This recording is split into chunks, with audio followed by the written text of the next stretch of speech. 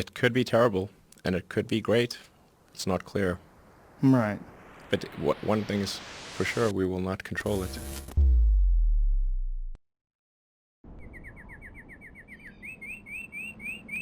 Go is arguably the most complex board game in existence. Its goal is simple: surround more territory than your opponent. This game has been played by humans for the past 2,500 years and is thought to be the oldest board game still being played today. However, it's not only humans that are playing this game now. In 2016, Google DeepMind's ALPHAGO beat 18-time world champion Lee Sedol in 4 out of 5 games. Now, normally a computer beating a human at a game like chess or checkers wouldn't be that impressive, but Go is different.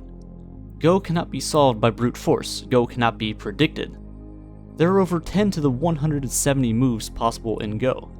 To put that into perspective, there are only 10 to the 80 atoms in the observable universe. ALPHAGO was trained using data from real human Go games. It ran through millions of games and learned the techniques used and even made up new ones that no one had ever seen. And this is very impressive alone. However, what many people don't know is that only a year after ALPHAGO's victory over Lee Sedol, a brand new AI called ALPHAGO Zero beat the original ALPHAGO. Not in 4 out of 5 games, not in 5 out of 5 games, not in 10 out of 10 games, but beat ALPHAGO 100-0, 100 games in a row. The most impressive part? It learned how to play with zero human interaction. This technique is more powerful than any previous version. Why? It isn't restricted to human knowledge. No data was given, no historical figures were given. With just the bare bones rules, ALPHAGO Zero surpassed the previous ALPHAGO in only 40 days of learning. In only 40 days, it surpassed over 2,500 years of strategy and knowledge. It only played against itself and is now regarded as the best Go player in the world, even though it isn't human.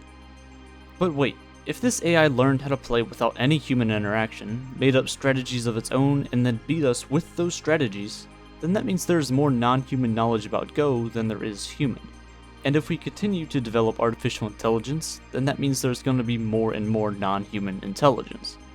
Eventually, there's going to be a point where we represent the minority of intelligence, maybe even a very minuscule amount. That's fine though, we can just turn it off, right? It's a thought, but think. When modern-day humans began to take over the planet, why didn't the chimps and Neanderthals turn us off? If this artificial intelligence becomes super intelligent and learns through and is connected to the internet, well, we can't just shut down the entire internet, there's no off switch. So what happens if we end up stuck with AI that is constantly and exponentially getting smarter than we are? What if it gets to a point that us humans get in the way, and the AI hits the off switch on humanity?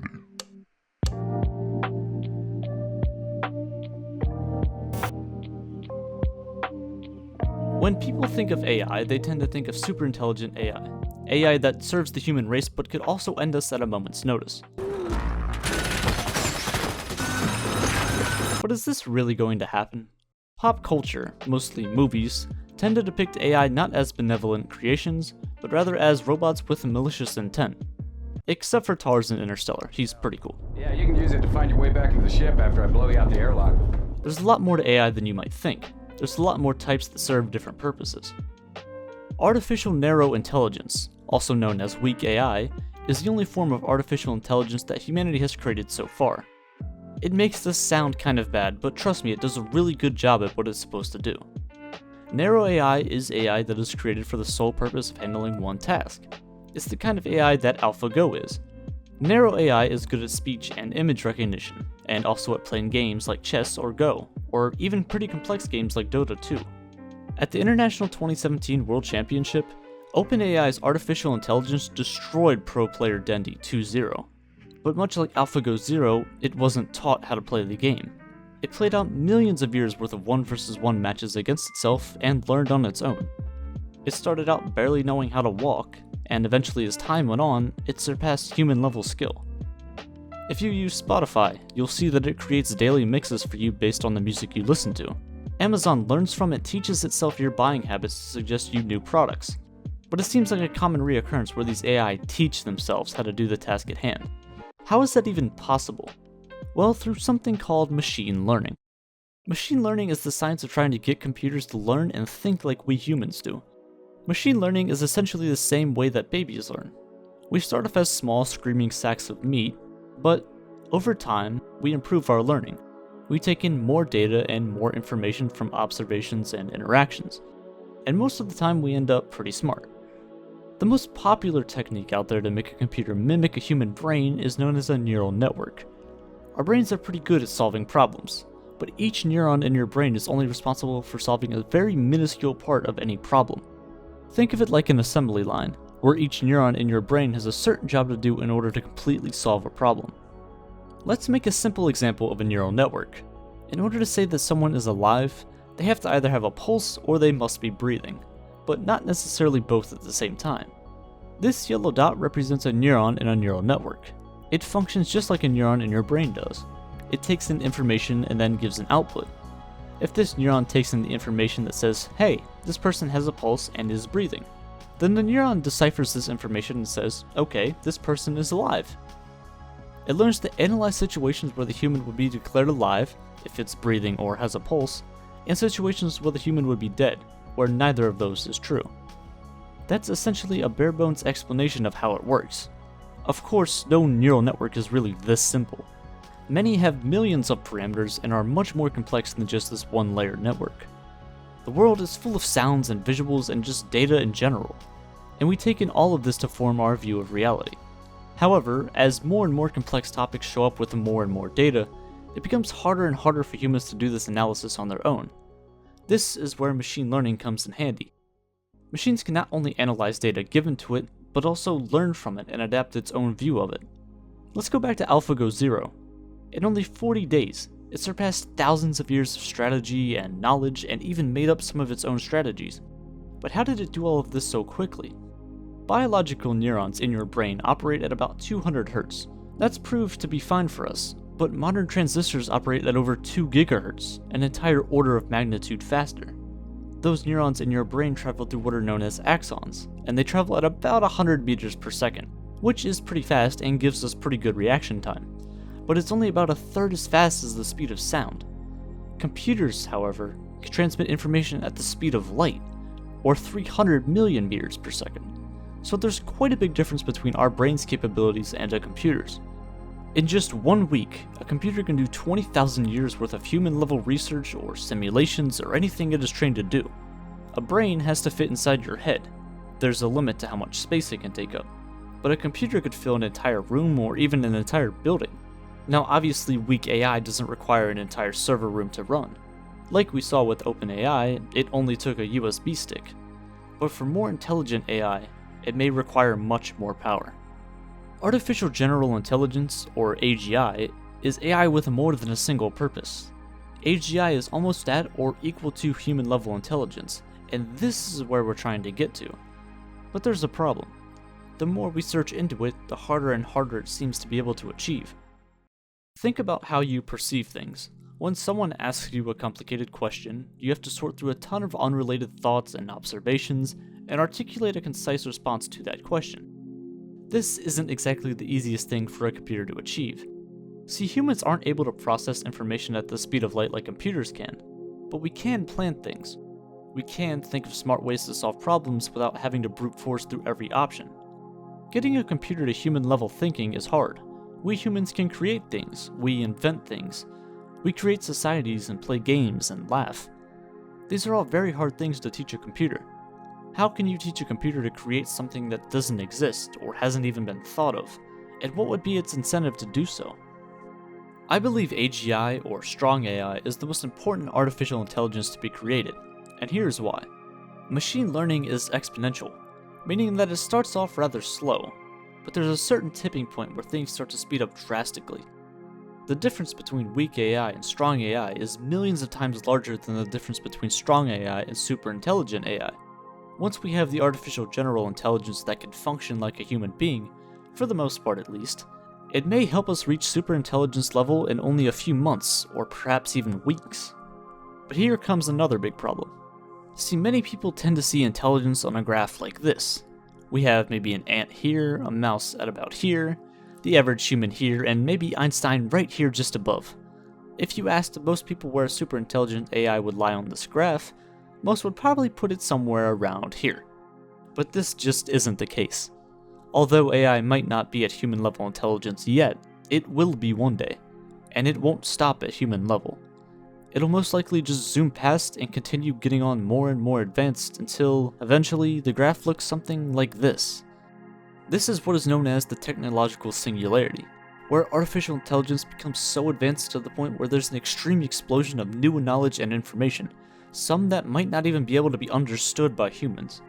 If we make a super intelligent AI, that AI would be able to improve upon itself, and in turn get smarter in a shorter amount of time, which means that this new and improved AI could do the same thing. It continues to repeat this process, doing it faster and faster each time. The first recreation may take a month, the second a week, a third a day, and this keeps going until it's billions of times smarter than all of humanity. Compared to chimps, we share about 96% of their DNA. We are 96% chimp, but in that little 4%, we went from being extremely hairy and mediocre primates to a species that has left the planet. We're a species that plans to colonize Mars, a species that made missiles and millions of inventions, all compacted down into that 4% DNA difference. The number of genetic differences between a human and a chimp is 10 times smaller than the genetic difference between a mouse and a rat, but yet only being 4% different from them, their entire fate seems to lie in our hands. If we want to, for some reason, put a McDonald's on a chimpanzee habitat, we just do it, we don't ask. There are 5.5 quadrillion ants on the Earth. Ants outnumber us 1 million to 1, and yet we actually live like they don't exist at all. If we see one crawling on a table, we just smush it and move on with our day. What happens when the day comes where AI becomes the humans in this situation, and we become the ants? Superintelligent AI is different from software we know today. We tend to think our software is something that we program and the computer will follow our rules. But with highly advanced AI and through machine learning, the AI teaches itself how and what life is, as well as how to improve it. After a while, there is no need for any human interaction. Perhaps humans would even slow it down as opposed to speeding it up. We have to be careful about how we make it. As Sam Harris has stated, and the first thing you want to do is not give it access to the internet, right? You're just going to cage this thing, right? So because you don't want it to get out, right? So, but you want to tempt it. You want to see if it's trying to get out. How do you know whether it is? So this is called a honeypot strategy, where you tempt it to make certain moves in the direction of acquiring more power. For example, if we're somehow able to give a super intelligent AI orders and it follows those orders, it may just take the quickest and easiest route to solve them. Just because we make a super intelligent AI, that doesn't mean that it's going to be wise. See, there's a difference between intelligence and wisdom. Intelligence is more about making mistakes and acquiring knowledge and being able to solve problems through that. Wisdom, on the other hand, is about applying the correct knowledge in the most efficient way. Wisdom is being able to see beyond the intelligence gained and being able to apply that to other things, in hopefully a productive way. If we give AI an order to solve world hunger, well, the easiest way to solve world hunger is just to kill all life on the planet and then nothing would ever be hungry again. But obviously that isn't what we want. We would have to somehow teach the AI to have human-like values, a moral code to follow, and somehow work around that. In a way, we'd want it to be like a super intelligent human cyborg. You may not even realize it, but the majority of humans are already cyborgs. Humans are already becoming less biological and more technical. We already put our minds onto non-biological things. How? Well, many of you are watching this video on that device right now. Phones. Your phone has become an extension of yourself. It can answer any question you could ever ask at a moment's notice. There's only one problem though. Your inputs are just too slow. If we were able to create a high bandwidth link between the brain and the internet, we would be literally connected to everyone and everything on the entire planet. This is what Neuralink is aiming to do. Create what is known as a neural lace. Your brain has two big systems, your limbic system and your cortex, and these two are in a relationship with each other. Your limbic system is responsible for your basic emotions, your survival instinct. Your cortex is responsible for your problem-solving skills, your critical thinking. Neuralink is aiming to create a third layer to this. The AI would be like a third wheel in this relationship, but would increase our capabilities by multiple orders of magnitude. We all would have eidetic memories, picture-perfect memory. We would have access to all the information available to the world and be able to access it instantly. With the addition of this third layer, people may eventually realize that they like this newfound knowledge and way of living more than the alternative. more than living without this newfound AI that has been installed into them. Eventually, people may decide to ditch their human body, their biological self, in favor of the artificial world. This, of course, is a long ways away, but it doesn't mean we shouldn't think about it. There are of course many problems and counter-arguments that come up, and I'll address some of them now. For starters, how do we program something like consciousness? We don't even know what it is yet. How do we program something like a limbic system into a machine? Something that has a sense of fear, perhaps even a fear of death? Can a machine or an AI really love someone or show that emotion? Because if it can love, it can also hate, which could raise big problems for us in the future. This is a fear of many people when the idea of superintelligent AI is brought up. The biggest and most pressing question is, will it be pleasant or will it be hateful? Could it even be either of those things in the first place, and more importantly, is it even necessary?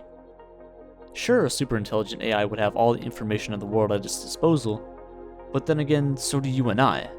So do all of the people in the world with very radical views. Who's to say that a superintelligent AI wouldn't adopt these views as its own, and then decide to execute on those instead of what we had planned? Sure, it's possible that a superintelligent AI could improve upon itself using knowledge it gained, but then again, it isn't pulling random improvements out of thin air. It's not just going to unite quantum mechanics and general relativity with raw mathematics. What if some of its upgrades needed experiments to be run? What if it needs more information? Is it just going to make it up?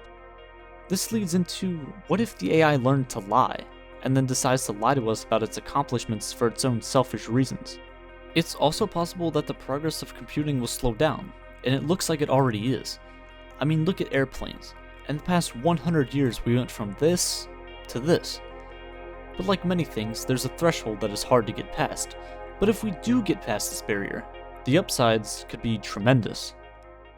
It's almost obvious that superintelligent AI has the capability of making humanity billions of times better than it is today. But on the flip side, it could also be used as a weapon. Just think, like I said before, if this thing is running for a week and has access to all of the world's information, it could make over 20,000 years of technological progress. You let this thing run for 6 months, and you could potentially have 500,000 years or even more of technological progress. Imagine if this got into the wrong hands, and imagine the repercussions it would have. When you Google something, not only are you giving out data and telling a potential artificial intelligence what you're thinking, you're also telling it how you're thinking. We feed it all of our questions, all of our answers. If we were going to try and program a limbic system into an AI, we would be teaching an artificial intelligence what we're afraid of. Out of all the data in the world, over 90% of it has been created in the past 3 years. AI learned how to recognize faces. It learned how to recognize voices. It learns languages and then will eventually translate between them all seamlessly. This knowledge and information train could continue until it has went through all 100% of this data. This is why artificial intelligence is such an important topic. Superintelligent AI is the last invention that humanity will ever make. Once it's invented, it can't be uninvented. The technology and developments that could possibly turn the human species into immortal, godlike figures is coincidentally the same technology that could also cause the downfall of humanity. Many people are resistant to the AI because they fear it may have some of the negative traits that we humans do. It may be greedy, it may lie, it may be selfish, it may be rebellious, it may be short-tempered. The power of superintelligent AI is there, patiently waiting to be found. But the question is, do we actually want to find it?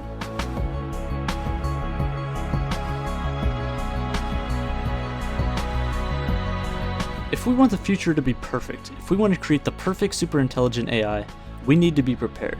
We need the smartest minds and the best strategies in order to create the perfect superintelligent AI. Brilliant.org is helping turn people like you and I into the pioneers of the future of humanity. Topics such as machine learning and artificial neural networks aren't exactly the easiest things to grasp, but Brilliant does a great job at explaining each bit piece by piece. You can go in barely knowing anything about a topic and come out with a solid grasp on it before the day is over. If you're like me and are interested in the future of artificial intelligence, then go check out Brilliant's courses on machine learning, artificial neural networks, and statistics. You'll be surprised on how easy they make it to learn. If you are one of the first 200 people to click the link at the top of the description, you'll receive 20% off of a premium subscription, and you'll be able to do as many of these courses as you'd like. We need smart people to solve the problems that we have with AI, so go get started today.